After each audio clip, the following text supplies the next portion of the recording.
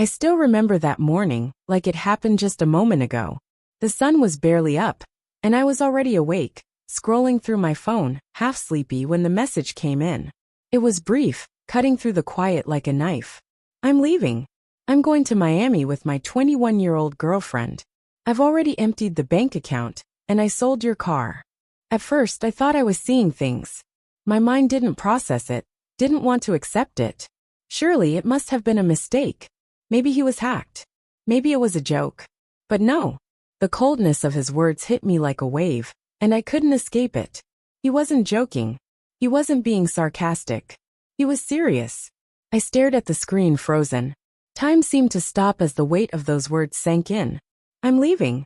Those 3 words reverberated in my mind, echoing, over and over. I had no warning, no sign. I always thought that when the end came, there'd be a conversation, some kind of closure. But there was nothing. Just a text, cold and impersonal. Just an announcement, as if he were telling me he'd be gone for the weekend. Like I didn't matter. It was the betrayal that hurt the most. It wasn't just the fact that he was leaving me for someone else, someone younger, someone new, but that he had been planning this for a while, all while pretending everything was fine at home. How long had he been lying to me? How many nights had he come home and acted like nothing was wrong, all the while plotting his escape? I couldn't help but wonder if I had been living in a fantasy, blind to the truth that had been right in front of me. The car. He knew how much that car meant to me. It wasn't just a vehicle. It was my freedom, my independence. I needed that car. And yet, in his betrayal, he took that too.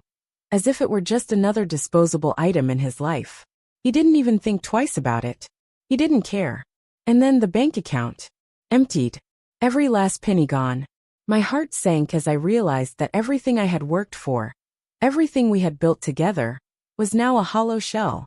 His selfishness was staggering. It was as if he had stripped me bare, leaving me with nothing but empty promises and broken dreams. For a moment, I didn't know what to do. I didn't know how to feel. The anger hadn't fully set in yet, but the hurt, oh the hurt, was raw, like a wound that wouldn't heal. My chest felt tight, like I couldn't breathe. I had loved this man. I had trusted him. And now he was walking away, taking everything with him, as if I was nothing. The worst part? He thought he could just walk away without any consequences. As if I would sit here, accept it, and move on quietly. No. I wouldn't be a passive victim in his selfish game. He thought he had control, that he had everything figured out. But he didn't know me. He didn't know what I was capable of. But in that moment, all I could do was sit there, staring at the screen, my heart breaking piece by piece. I wasn't angry yet. No. That would come later. Right then I was just numb. Just trying to understand how the man I loved, the man I trusted, could do this to me. The betrayal stung. It burned. But somewhere deep down, I knew this wouldn't be the end. It couldn't be. I wouldn't let it be. The shock of his words still clung to me as the day passed. But even amidst the overwhelming emotions, there was a part of me that couldn't just let it all fall apart. I may have been blindsided by the betrayal, but I wasn't going to let him take me down with him. I had already prepared myself for this moment, even though I didn't fully realize it at the time. I had anticipated that something like this might happen, and in the silence of our marriage, I had quietly started to take control of my future. It wasn't as though I'd been suspicious for months or years, waiting for this day to come. But I knew deep inside that things weren't always as they seemed. There had been small signs, things that didn't quite add up, that nagging feeling at the back of my mind telling me that our life together wasn't as secure as I had believed. Maybe it was the distance between us. Maybe it was the way he started to look at me like I wasn't enough. But I felt it in my gut. Something was off. So without making a big deal out of it, I started to take small, cautious steps. I opened accounts in my name alone, quietly transferred funds here and there. Just enough to ensure that if this ever happened, I wouldn't be left with nothing. Every month, I moved a little bit more, always under the radar, always discreet. I made sure to hide it well. After all, he would never suspect that I was already preparing for a future without him. It wasn't just about money. I also made sure to handle other aspects of our life, things that might be harder to untangle if things went south. One of those things was the car. The car he thought he had sold was actually no longer his to sell. I had already taken steps to legally transfer the title into my friend's name, making it clear that it was never going to be his to dispose of. I did it all without raising any alarms. Quietly, swiftly. It wasn't that I had any particular plans of leaving him, but I knew deep down that I needed to be prepared for anything. In this world, there are no guarantees. I didn't know if I would ever need to rely on these precautions, but I also didn't want to find myself blindsided like I had been today. Helpless, with nothing to fall back on. There was a certain calm that came with knowing I had a backup plan. It didn't make the hurt go away. It didn't erase the betrayal. But it gave me a sense of control, a sense of security in a world that had just turned upside down. I knew I couldn't depend on him. I knew I couldn't rely on anyone else to fix this for me. But I could take care of myself, and that's exactly what I did. And as I sat there, still processing everything, I couldn't help but feel a small sense of pride. I had been smart. I had seen the cracks in the foundation, and instead of ignoring them, I took steps to protect myself. This wasn't the end for me. This was just the beginning of a new chapter. He may have thought he had won. He may have thought he had pulled the rug out from under me. But in reality, he had only set the stage for the next phase of this game. And it was my turn to play. I wasn't going to let him walk away scot-free.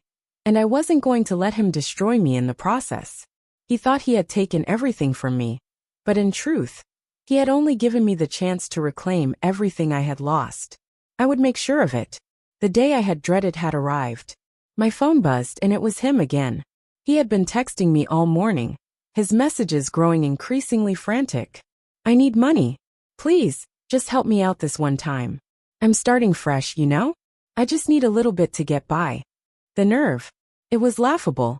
He thought he could waltz back into my life, after everything he'd done, and that I would just hand him everything he needed. He didn't realize how wrong he was. He didn't know that I had already anticipated his every move. And now, the day had come for him to pay the price for what he had done. He had emptied the bank account, thinking he could get away with it. But what he didn't know was that I had already moved my money in small, quiet transfers, so that nothing was left for him to take. Not a penny. Not a cent. Nothing. He called me, his voice sounding so confident, like he had already won. I'm heading to the bank. I'm taking the last of it, he said, almost smugly.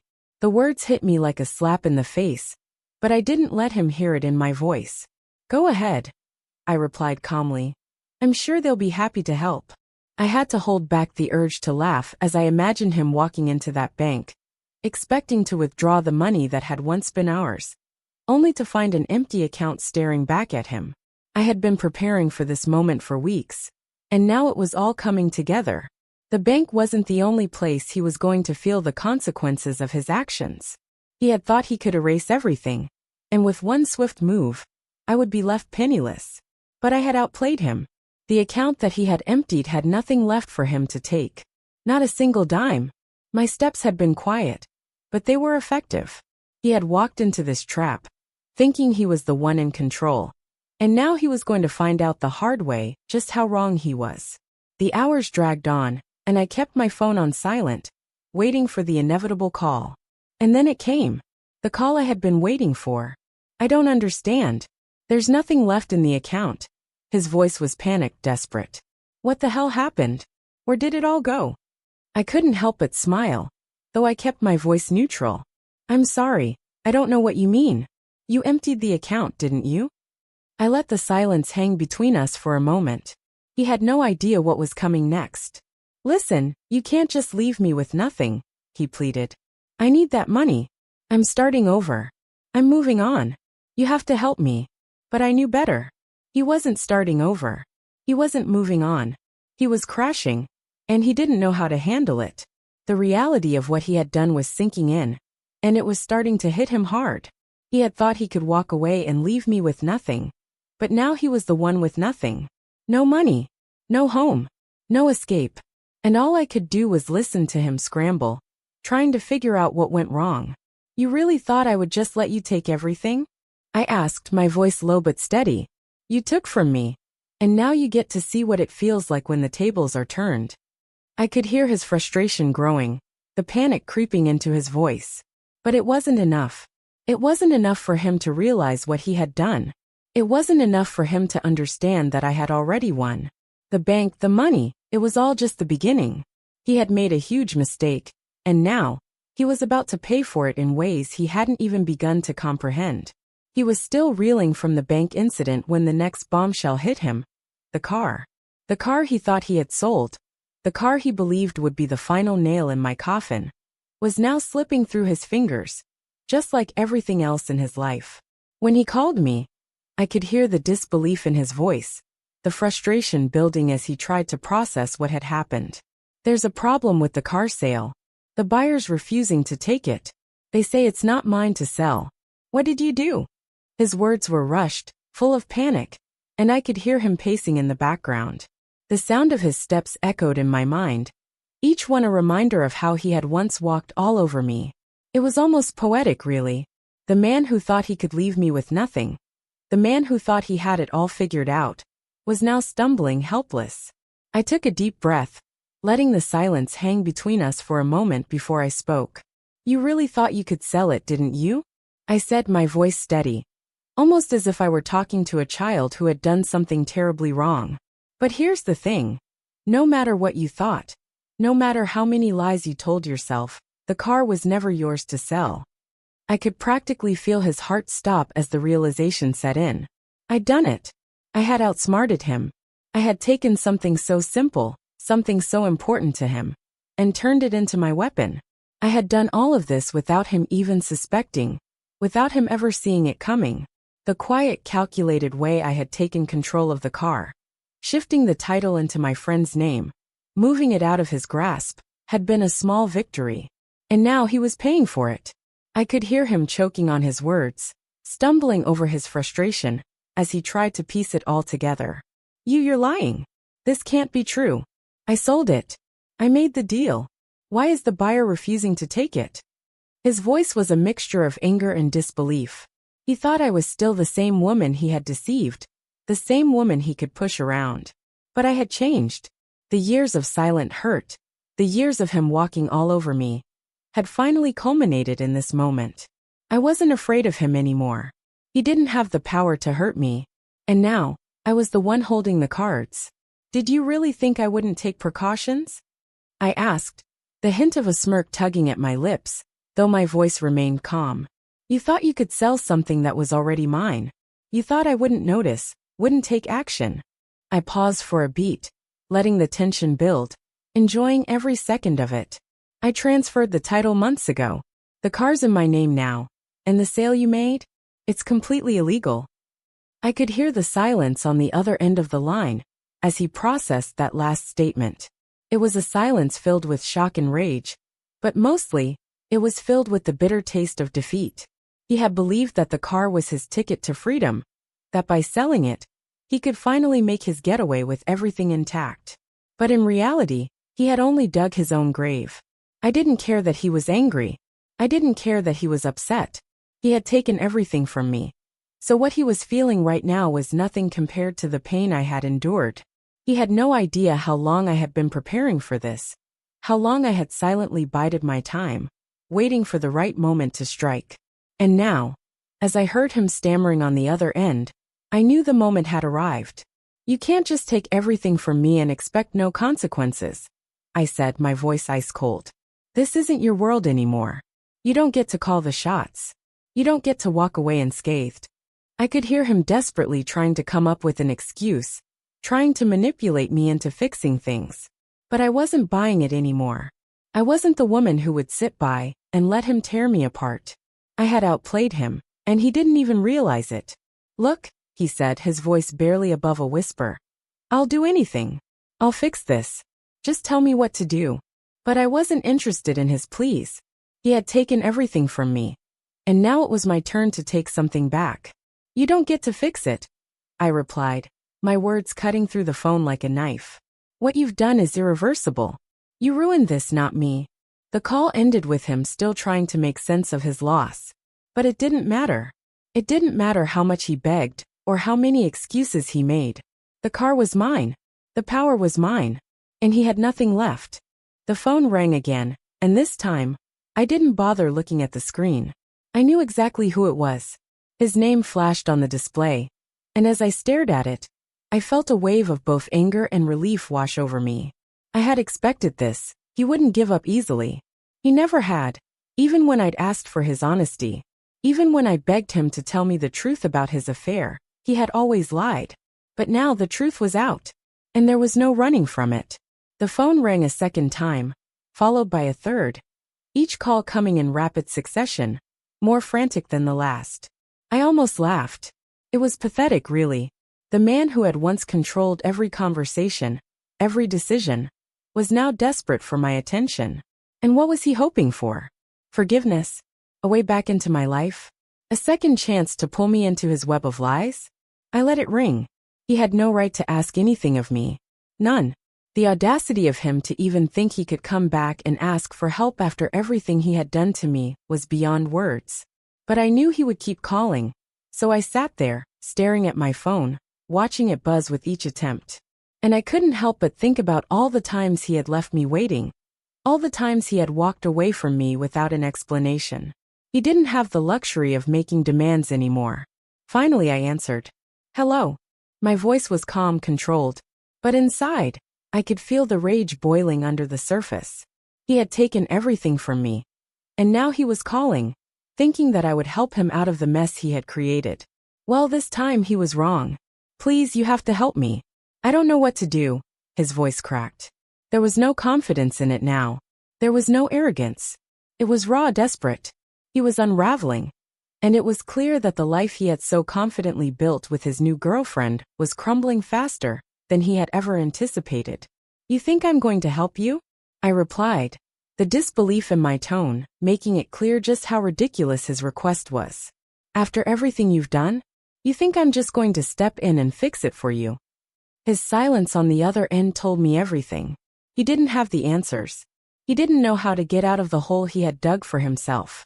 And that gave me a strange sense of satisfaction, a sense of power that I hadn't felt in a long time. He had always thought he was smarter than me, that he could manipulate me, but now, he was the one trapped in his own lies, with nowhere to turn. I didn't mean for it to happen like this. I'm sorry, he continued, his voice trembling. I thought I could make it work. I thought we could both be happy. My heart twisted. For a second, just a second, I felt the familiar sting of heartbreak. But then I remembered everything he had done. The way he had treated me like I was nothing. The way he had thrown away our life together without a second thought. I couldn't let myself fall for his manipulation again. No, you didn't mean it.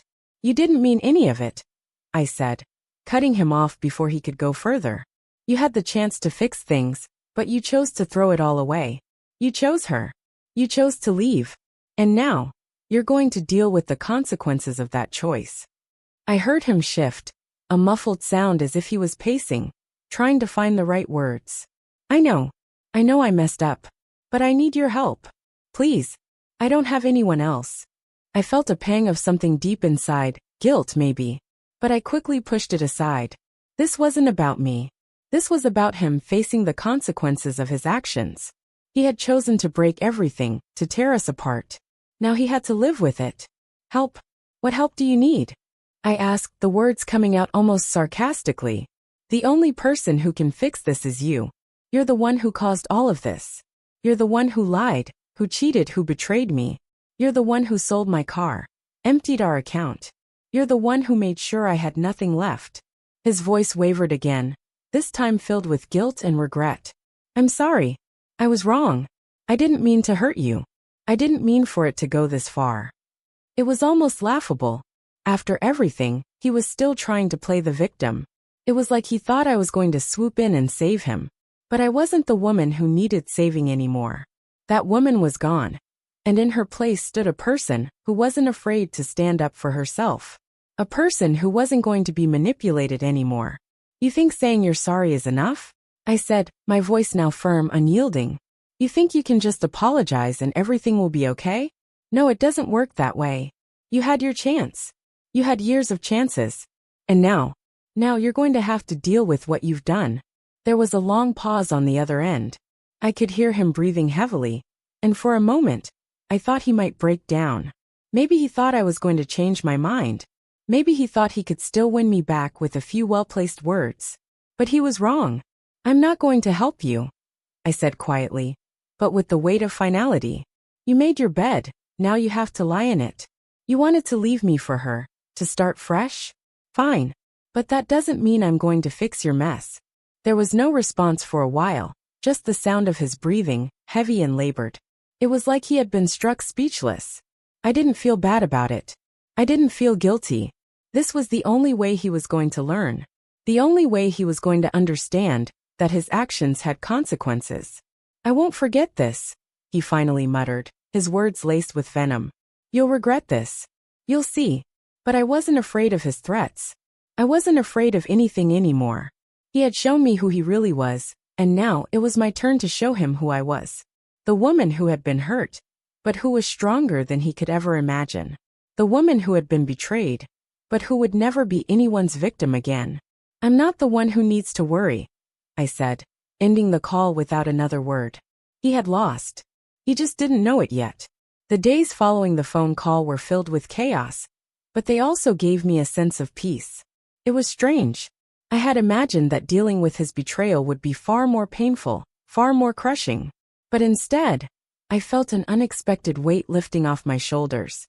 It was as if the chains of his manipulation had been shattered, and for the first time in a long time, I was breathing freely. But that peace was temporary. The more I sat with the reality of what he had done, the angrier I became. His desperation, his calls, those had been just the beginning. He thought that with a few apologies he could fix everything. But the truth was there was no fixing this. The damage had been done, and it was time for me to take action. He had taken so much from me. Now it was time for him to pay for his choices. I didn't have to think long about how to handle it. I knew what had to be done. I wasn't going to let him get away with everything. No. It was time to expose him for who he truly was. It wasn't just about the money, the car, or the bank account. It was about his lies, his deceit, and the way he thought he could walk away without facing the consequences. First, I needed to make sure that he could never get into the house again. I had already changed the locks, of course, but there was something more satisfying about the idea of him standing outside, trying to get back in, only to realize that I had taken full control. The house was mine, and there was no way he could return to it. He had no claim to it anymore. Not after what he had done. And the feeling of knowing that he could no longer walk through that door like it was still his home, that was powerful. Then came the second part of my plan. His fraudulent business dealings. He thought he could live this double life without anyone finding out, that his manipulations could go unnoticed. But I wasn't blind. I had seen the signs, the shady deals, the hidden accounts, the lies he had told to cover up his tracks. I had always known something was off, but now, I had the proof I needed to bring him down. It wasn't just about exposing him to me. It was about exposing him to everyone. I wasn't going to let him escape this. I wasn't going to let him slip away quietly into his new life, leaving me behind with nothing but broken promises. He had been living in the shadows, thinking he could escape without anyone noticing, but the truth always comes out in the end. And when it did, he would have nowhere to hide. I remember sitting down one evening, with all the paperwork in front of me, the contracts, the receipts, the emails, all the evidence I needed to show just how deep his lies had gone. It wasn't just the car, or the bank account, or even the affair. It was everything. He had been living a life of deception, and now it was time for him to face the music. I gathered everything carefully, knowing that one misstep could ruin it all. The weight of the situation wasn't lost on me. This wasn't just about making him pay for his betrayal. It was about taking control of my life once again. It was about making sure he never thought he could manipulate me again. The emails were the easiest part.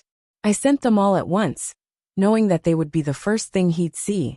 The legal documents, the evidence of his shady dealings. Each one was a dagger aimed at the heart of his new life. He had always thought he could get away with it. But now there was no escaping. I had made sure of that. The second part of my plan involved the car buyer. He had been duped into buying a car that didn't belong to him, and that couldn't go unaddressed.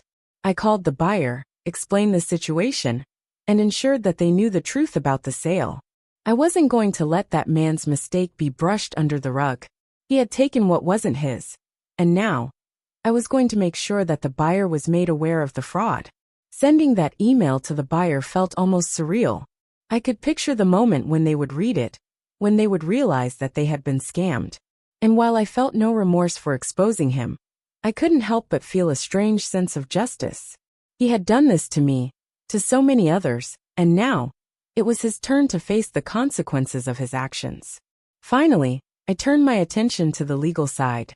I made sure that every last detail of his fraudulent business dealings was documented, ensuring that the authorities had all the information they needed to take further action. I wasn't a lawyer, but I knew enough to make sure that the paper trail I had carefully created would leave no doubt in anyone's mind about the depth of his deceit. He had played dirty. He had thought he could get away with it. But now he was about to find out just how wrong he was. It wasn't about revenge, not in the way he might have thought. It wasn't about hurting him. It was about holding him accountable. It was about making sure that he knew what it felt like to be exposed, to be held to the same standards he had once imposed on me. He had thought he was invincible, that his lies could go unnoticed. But in the end, the truth always comes to light. And now, he had to deal with the fallout. As I hit send on the final email, I felt a sense of finality. There was nothing more I needed to do. The ball was in his court now. He had to deal with the consequences of his own actions, just as I had dealt with the consequences of his betrayal. The days of him walking away, without facing the music, were over. And I didn't need to wait for his response. I knew what it would be. He would call, he would beg, he would try to manipulate me into reversing everything. But I wouldn't fall for it again. He had had his chance, and he had blown it. The woman who had been silent, who had been broken, was gone. The woman who had been betrayed had risen. And now there was nothing left for him to take. It was over.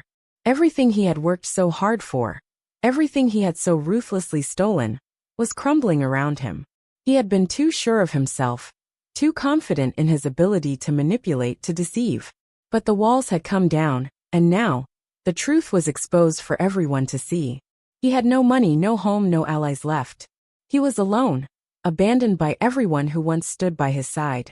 And that, more than anything else, was his punishment. I hadn't heard from him in a while, and at first, I wondered if he had finally accepted his fate. But the phone call came, as I had known it would, at the most unexpected moment. His voice, once full of bravado and arrogance, now trembled with desperation. "I need your help. I've lost everything. I can't survive like this." The irony wasn't lost on me. For so long, he had been the one in control, the one calling the shots. And now, here he was, a broken man, begging me for the same help he had never once offered me when I needed it most. It wasn't just his voice that betrayed his panic. It was his entire demeanor. The man who had walked away from me with no remorse, with no second thought, was now the one who was helpless, the one who was drowning. "You've lost everything?" I repeated, my voice calm, almost detached. "Funny. I remember when you made sure I had nothing. When you emptied our bank account, sold my car, and thought you could just walk away. And now you want my help." I let the words hang in the air. He didn't respond immediately, and for a moment, I thought he might hang up. But I could hear him breathing heavily, the desperation growing louder with every passing second. "I was wrong," he pleaded, his voice cracking. "Please, I didn't mean for it to go like this. I was just trying to start over, trying to build something better. But now everything's falling apart. I'm begging you, just help me. I'll do anything." I listened, but I felt nothing. The anger I had once felt had dissipated, replaced by something much stronger, clarity. I knew exactly what was happening here. He was drowning in his own lies, in his own choices, and now, he wanted me to rescue him. But I wasn't the same woman I had been before. I wasn't the woman who would put him first, who would put aside my own pain to help him fix his mess. That woman was gone. "You didn't think about any of this when you took everything from me, did you?" I asked, my tone steady. "You didn't think about how your choices would affect me. You didn't think about the life we had built together, the trust you destroyed, the future you took from me. But now, you want me to fix your mistakes? No. I'm done fixing your problems." There was a pause on the other end of the line. I could hear him sobbing, the sound of his brokenness almost drowning out the silence. It was almost pathetic. And as I sat there listening to him fall apart, I realized that I didn't feel sorry for him. I felt free. Free from the manipulation. Free from the lies. Free from the emotional weight that had kept me trapped for so long. You know, I continued, you could have done things differently. You could have been honest with me. You could have told me the truth, and maybe things would have turned out differently. But you didn't. You chose to lie, to cheat, to deceive. And now look at you. Alone. With nothing. I could hear him choking on his words, his breath coming in ragged gasps. Please, I'll do anything. Just give me a chance. Let me fix this. But there was no fixing this. Not for him. Not for us. Not for the life he had tried to destroy. I had been given a chance to rebuild, to reclaim the power he had taken from me. And I wasn't going to squander it. I had worked too hard to get here. Too hard to stand on my own 2 feet. To stand in the truth of who I was. I wasn't going to allow him to manipulate me into saving him from the consequences of his own choices. You don't get to fix it, I said, my voice firm and resolute. You had your chance. You had all the chances in the world, and you blew it. Now, you're going to have to live with the consequences of your actions, just like I had to live with the consequences of yours. This is what happens when you betray people. This is what happens when you think you can take everything without any repercussions. For a moment, I thought he might hang up. But instead, he began to cry harder, his sobs loud and broken. And I realized that this wasn't just about him losing money or status. It wasn't about the material things he had lost. It was about the life he had built, a life built on lies. And now, that life was gone. It was all gone. And he had nobody to blame but himself. I can't live like this, he whispered, barely audible. I can't go on. Please just help me. Please. I closed my eyes for a moment, taking a deep breath. It wasn't my problem anymore. I wasn't the woman who would rescue him from the mess he had made. I wasn't the woman who would let him back into my life, even for a moment. The damage was done, and there was no going back from it. You already chose your path, I said, my voice now calm, almost serene. And now you get to walk it alone. You wanted to leave me for her. You wanted to start over. Well, now you're living your new life. You're living with the consequences of your betrayal. And there's no going back. I hung up the phone, feeling a deep sense of closure. He was broken. He was lost. And I was free. Free to move forward with my life. Free from the chains he had wrapped around me for so long. He had thought he could take everything from me. But in the end, it was he who had lost everything. I stood up, walked to the window, and stared out into the world beyond. The future was wide open. And I was no longer shackled by the past. I had taken back my life, and now it was mine to live, mine to shape, mine to own. And as I walked away from the past, I realized that I wasn't just walking away from him. I was walking toward a future where I was free, where I could be myself, where I could build a life that was truly my own. And that was all I needed.